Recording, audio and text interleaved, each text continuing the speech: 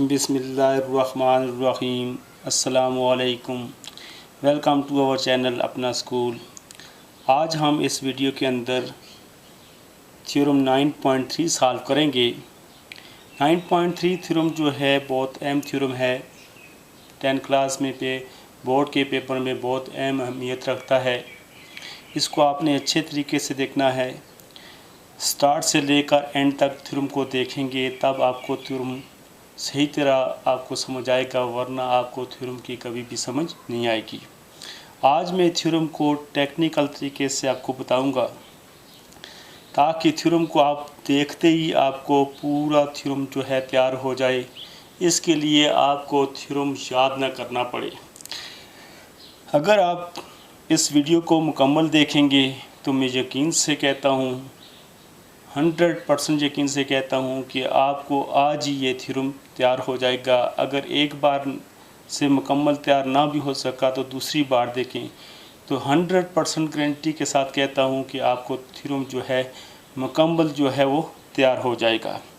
तो थ्योरम को सॉल्व करने के लिए उसकी स्टेटमेंट को पढ़ना ज़रूरी है।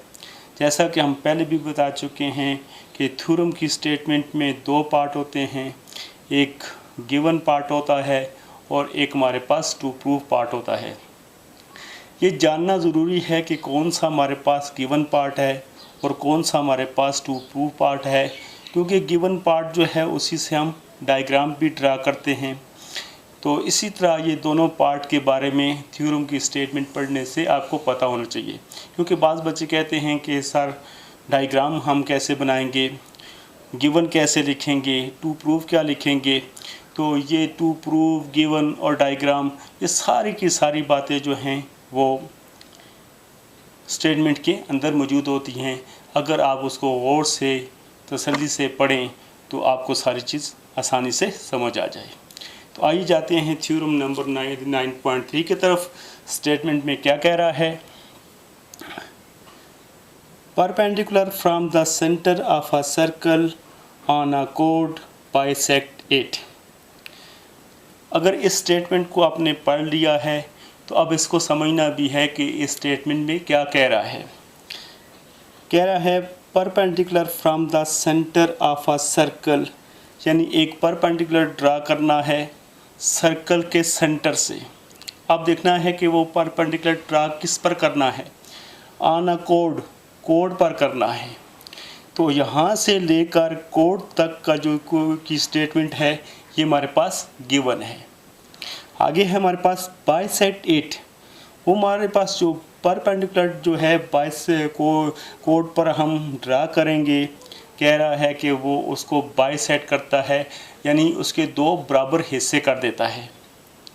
अब हम जाते हैं डायग्राम की तरफ। थ्योरम आपने अच्छी तरीके से समझ लिया कि थ्योरम में कह रहा है कि एक सर्कल है, उसके सेंटर से हमने परपेंडिकुलर ड्रा किया है। किस पर ड्रा किया है? कोड पर ड्रा किया है। और टू प्रूव ये है कि उस कोड के जो है वो परपेंडिकुलर जो है उस कोड के दो बराबर हिस्से कर देता है, यानी हमने ये प्रूव करना है। तो आइए जाते हैं, सबसे पहले हम सर्कल ड्रा करेंगे। एक कंपास लें, कंपास से आपने एक सर्कल ड्रा करना है।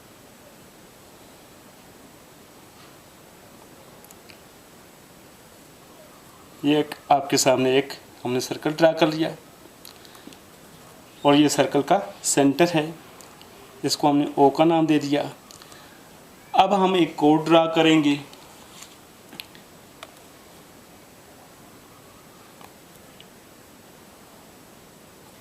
जैसे कि आपको मालूम है कि कोड ऐसी लाइन है जो दायरे के एक पॉइंट से दूसरे पॉइंट को टच करती है, तो इसको हम कोड कहते हैं। और ऐसी लाइन जो दायरे के एक पॉइंट से दूसरे पॉइंट को टच करती है और सेंटर में से गुजरे, उसको डायामीटर कहते हैं। तो ये हमारे पास ऐसी लाइन है जो दायरे के एक पॉइंट से दूसरे पॉइंट को टच कर रही है लेकिन सेंटर में से नहीं गुजर रही, तो इसको कोड कहते हैं। तो इसका नाम ले लेते हैं, ये हमारे पास ए, ये बी। अब हमारे पास स्टेटमेंट के मुताबिक इस सर्कल के सेंटर से परपेंडिकुलर ड्रा करेंगे इस कोड पर। ये देखें, हमने बिल्कुल ये परपेंडिकुलर ड्रा किया है इस लाइन पर ए बी पर, जिसने ए बी को पॉइंट एन पर मीट किया। तो ये आपके सामने हमने जो स्टेटमेंट को पढ़ा है उसी को देखकर हमने डायग्राम जो है वो ड्रा की है। अब इसी को जो हमने जो काम किया है यही हमारे पास गिवन है। तो यहाँ हम गिवन में लिखेंगे गिवन। जो काम हमने यहाँ पर किया है या जो नज़र आ रहा है वो हमारे पास गिवन है। A circle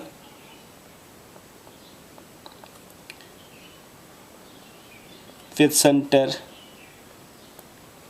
O. A circle with centre O, एक सर्कल यानी एक दायरा जिसका सेंटर मरकज़ ओ है। A circle with centre O से मुराद ये है कि एक दायरा जिसका मरकज़ ओ है। ए बी इज़ अ कोड, और ए बी क्या है, ये हमारे पास कोड है। ए बी इज़ अ कोड। बाद लोग इसको, बाद टीचर इसको कोड भी बोलते हैं, ये कोड भी बोलते हैं, जो आपकी मर्ज़ी इसको आप बोलें। तो ए बी इज़ अ कोड। और साथ ये है कि ओ एन जो है ये राइट बाइसेक्ट है ए बी पर, तो इसको भी हम लिखेंगे ओ एन जो है ये राइट बाइसेक्ट है ए बी पर। तो ये हमारे पास गिवन है। और से देख लें तो जो डायग्राम हमने बनाई है वही बातें हमने गिवन में लिख दी हैं। अब आगे यह बारी टू प्रूफ, कि हमने टू प्रूफ क्या करना है। टू प्रूफ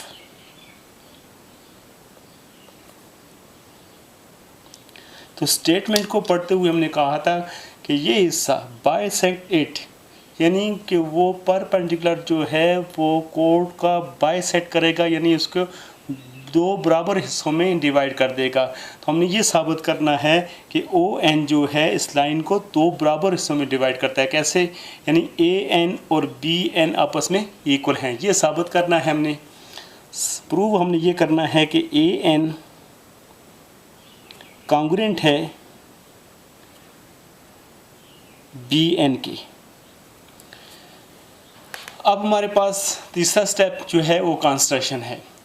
अब कंस्ट्रक्शन किस लिए की जाती है, कंस्ट्रक्शन कैसे की जाती है, ये इंसान की अपनी सोच होती है कि मैं किस तरह अपने काम को आसानी से प्रूव करके बता सकता हूँ।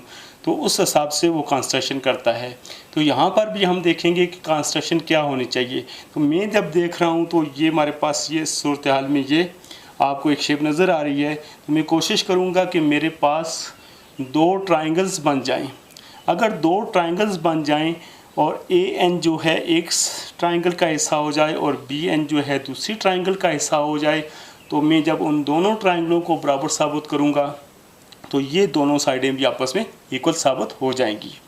तो उसके लिए मैं कंस्ट्रक्शन क्या करूँगा, ओ को ए और बी के साथ ज्वाइन कर दूँगा। तो ओ को मैं करूँगा ज्वाइन ए के साथ। ये कंस्ट्रक्शन रेड पेन से कर देता हूँ ताकि आपको पता चले कि ये कंस्ट्रक्शन है। आपने सारा काम जो है पेंसिल से करना है। हम आप ये इसलिए काम को पेन से कर रहे हैं कि आपको नज़र आए। आपने बिल्कुल जो है डायग्राम बनाते वक्त पेन को यूज़ नहीं करना। तो ये देखें, हमने ओ को ए और ओ को बी के साथ ज्वाइन कर दिया। तो इस तरह आप ये भी देख रहे हैं कि जब हमने ओ एन जो है ये राइट बाइसेक्ट ए पी पर ड्रा किया, तो इस तरह ये हमारे पास ये भी 90 का एंगल है और ये भी 90 का एंगल है, यानी ये दोनों एंगल जो हैं ये 90 डिग्री के हैं। उम्मीद है कि आपको यहाँ तक तमाम बातों की समझ आ गई होगी कि अब हम ये कंस्ट्रक्शन में क्या किया है कि ओ को ए और बी के साथ ज्वाइन किया है। तो आप तीसरे स्टेप में लिखेंगे कंस्ट्रक्शन। तो कंस्ट्रक्शन में जो काम किया है वो आपने शो कर देना है। यानी कंस्ट्रक्शन में हमने क्या किया है, join O to A and B. Construction में हमने ओ को ए और बी के साथ ज्वाइन किया है। अब हमारे पास पार्ट नंबर 4 यानी चौथा पार्ट जो है हमारे पास वो है प्रूफ। यानी प्रूफ हमें सबूत कि हमने इसको प्रूफ करना है उसके लिए हमारे पास दो चीज़ों का होना ज़रूरी है, एक स्टेटमेंट और एक रीज़न। उसके लिए हम दो कॉलम बनाएंगे।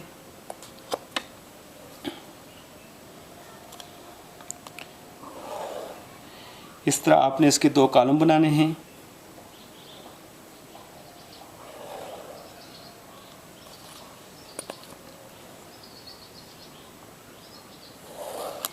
एक कॉलम में आपने स्टेटमेंट लिखना है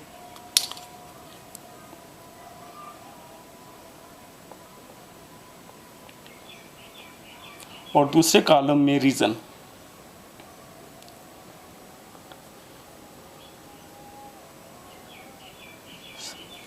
यानी जो स्टेटमेंट हम देंगे उसका साथ रीज़न भी देंगे।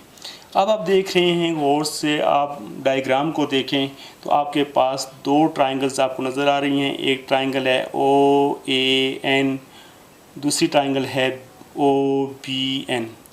समझने वाली बात है कि मैं इसको प्रूफ किस तरह करूँगा, गौर से समझना। मैं आपको डायग्राम से ही काफ़ी हद तक बता दूँगा तो आप समझ जाएंगे कि मैं आपको क्या कहने लगा हूँ और मैं किस तरह इसको प्रूव करूँगा। आप गौर से देखें तो आपको दो ट्रायंगल्स नज़र आती हैं। इस ट्रायंगल के भी 6 पार्ट हैं और इस ट्रायंगल के भी 6 पार्ट हैं। यानी एक ट्रायंगल के 6 पार्ट किस तरह होते हैं, 3 साइड्स होती हैं, 3 एंगल होते हैं। इसी तरह दूसरी ट्रायंगल के भी 6 पार्ट हैं जिसमें 3 एंगल और 3 साइड हैं। इस ट्रायंगल के 3 पार्ट और इस ट्रायंगल के अगर 3 पार्ट अगर आपस में कांग्रुएंट साबित हो जाएं तो ये साबित हो जाएगा कि ये दोनों ट्रायंगलें आपस में कांग्रुएंट हैं। अगर ये दोनों ट्रायंगलें कांग्रुएंट हो जाएं तो बाकी जो 3 पार्ट हमने बराबर या कांग्रुएंट साबित नहीं भी किए तो वो ऑलरेडी आपस में कांग्रुएंट साबित हो जाएंगे। तो यही बात है कि इन दोनों ट्रायंगलों को मैं आपस में कांग्रुएंट साबित करूंगा। जब ये दोनों ट्रायंगलें आपस में कांग्रुएंट साबित हो जाएंगी तो फिर AN और BN भी आपस में कांग्रुएंट साबित हो जाएगा। क्यों कि ये AN जो है इस ट्रायंगल का हिस्सा है और BN जो है इस ट्रायंगल का हिस्सा है। जब ये दोनों ट्रायंगलें आपस में बराबर हो जाएंगी तो उनकी क्रॉसपोंडिंग साइड भी आपस में बराबर हो जाएंगी। तो आइए इसको प्रूफ करते हैं। स्टेटमेंट में सबसे हम लेते हैं कि ये दोनों ट्रायंगलें जो हैं आपस में क्रॉसपोंडिंग हैं। ट्रायंगल OAN क्रॉसपोंडिंग है ट्रायंगल OBN के। यानी ये दोनों ट्रायंगलें जो हैं क्रॉसपोंडिंग हैं, इनको कांग्रुएंट साबित करना है। सबसे पहले आप देखें तो ON साइड जो है इस ट्रायंगल का भी हिस्सा है, ON जो है इस साइड का भी हिस्सा है, तो ये हमारे पास कॉमन कहलाएगा। ON कांग्रुएंट है ON साइड के। यानी ये ON हमने 2 बार लिखा क्योंकि ये ON जो साइड है इस ट्रायंगल की भी साइड है और ON जो है इस ट्रायंगल की भी साइड है। तो ON जो है ये आपस में क्रॉसपोंडिंग साइड है। साइड एक ही है तो एक साइड जो नहीं है, एक कमरा है, 2 कमरों की एक दीवार हो तो हम उसे कहते हैं कॉमन दीवार है और दीवार दोनों की बराबर होती है। तो हमेशा कॉमन जो चीज़ है वो आपस में बराबर होती है। तो ये लाइन जो ON है ये दोनों ट्रायंगलों की कॉमन है तो लिहाजा ये आपस में इक्वल हैं। तो इसका रीज़न हमारे पास क्या है, कॉमन।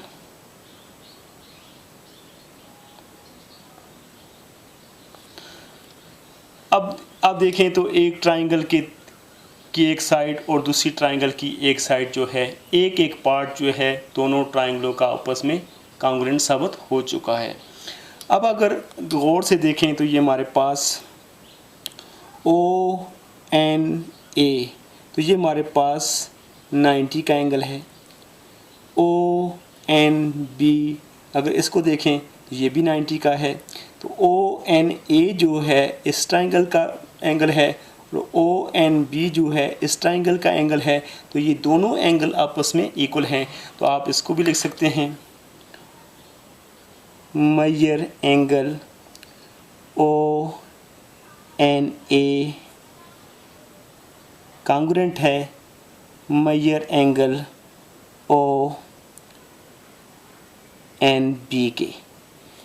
ये दोनों एंगल आपस में बराबर हैं। क्या वजह है क्योंकि ये भी हमारे पास राइट एंगल है और ये भी हमारे पास राइट एंगल है, तो ये दोनों 90 के एंगल हैं, तो दोनों आपस में इक्वल हैं, तो इनका रीज़न हमारे पास क्या होगा, राइट एंगल। क्योंकि राइट एंगल जो है 90 के एंगल को कहते हैं, दोनों राइट एंगल हैं तो ये आपस में बराबर होंगे, तो इसका रीज़न हमारे पास है बोथ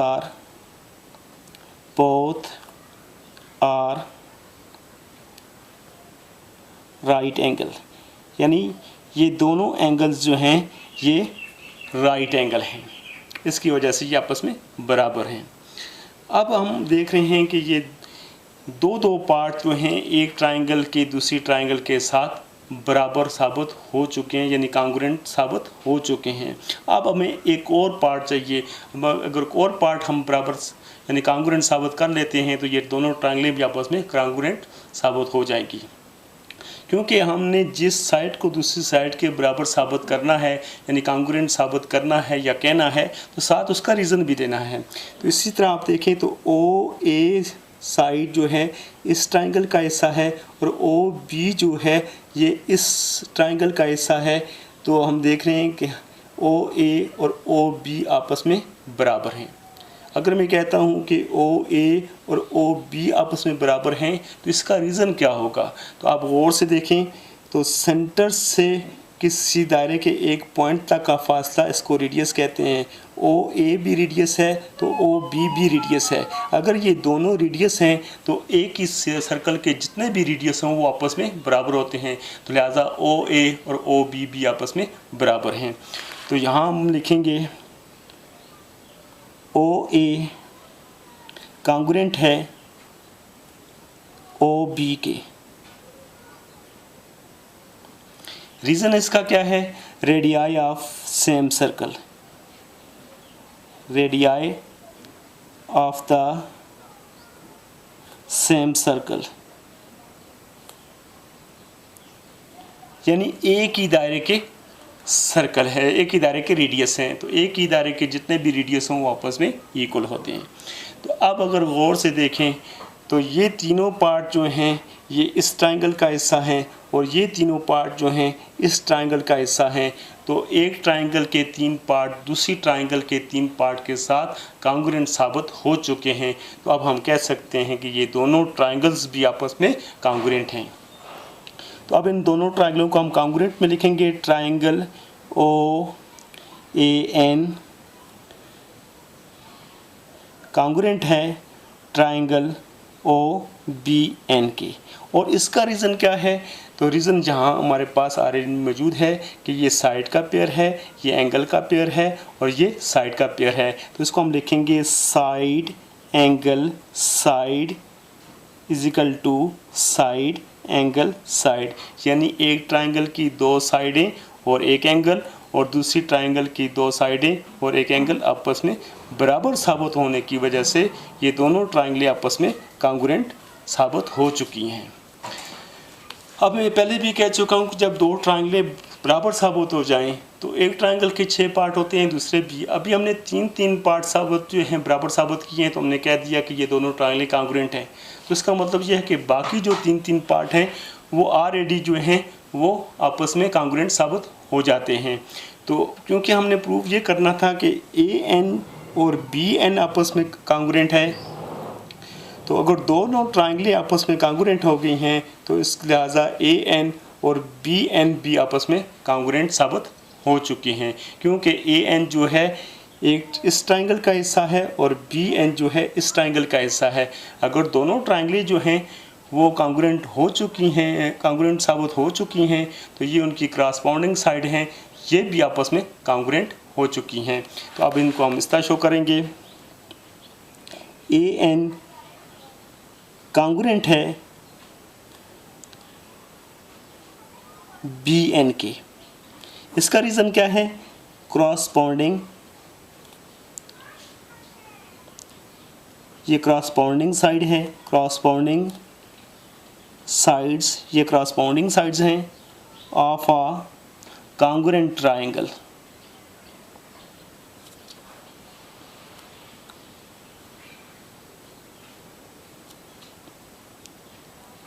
कांग्रुएंट ट्राइंगल। तो इस तरह ये थ्योरम आपने अच्छी तरह देखा होगा। जो काम हमने प्रूव करना था कि ए एन जो है कांग्रेंट है बी एन के, तो उसको हमने प्रूव कर दिया। उम्मीद है कि आपको पहली बार देखते ही ये थ्योरम अच्छी तरह आ गया होगा। अगर आपको पहली बार इसकी समझ कम आई है तो एक बार फिर गौर से देखें। जब तक आप इसको समझने की कोशिश नहीं करेंगे तो आपको थ्योरम नहीं आएंगे, और थ्योरम को आप रट्टा लगाने की कोशिश करेंगे तो थ्योरम आपको कभी भी नहीं आएंगे। इनको टेक्निकल तरीके से अगर सीखने की कोशिश करेंगे तो आप तमाम थ्योरम को अच्छे तरीके से सीख लेंगे। टेक्निकल बात सीखनी है कि थ्योरम में हमने स्टेटमेंट को किस तरह पढ़ना है, उसमें हमने जज करना है कि हमारे पास गिवन क्या है, टू प्रूव क्या है, इसकी डायग्राम क्या बनानी है और कंस्ट्रक्शन किस तरह करनी है।